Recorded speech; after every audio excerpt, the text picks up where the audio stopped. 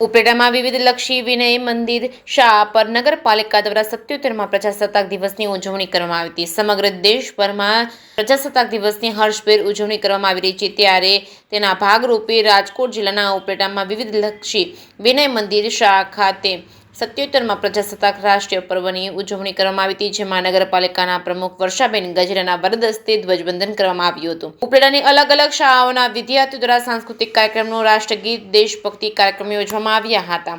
તેમજ દેશ માટે શહીદ થયેલા દેશભક્ત શહીદોને શ્રદ્ધાંજલિ આપી તેમને યાદ કરાયા હતા. સમગ્ર કાર્યક્રમના અંતે ઉપલેટા શહેરના વિવિધ વિદ્યાર્થીઓ નેશનલ તેમજ સ્ટેટ લેવલે મેડલ મેળવેલ તમામ બાળકો અને યુવાનોને સીલ તેમજ સન્માનપત્રો આપી સન્માનિત કરાયા હતા અને તેમનું પ્રોત્સાહન વધારી 26મી જાન્યુઆરીના ભવ્ય રાષ્ટ્રીય કાર્યક્રમને ખૂબ શાનદાર બનાવવામાં આવ્યો હતો. રાષ્ટ્ર પર્વની ઉજવણીના ભાગરૂપે ઉપલેટા પોલીસ સ્ટેશન ખાતે પીઆઈ બી.આર. પટેલની આગેવાનીમાં 26મી જાન્યુઆરીના ધ્વજવંદન કાર્યક્રમની ઉત્સાહભેર ઉજવણી કરવામાં આવી હતી. જે કે સિંહ ગુજરાતી સાથે અર્શી આહિર, ઉપલેટા.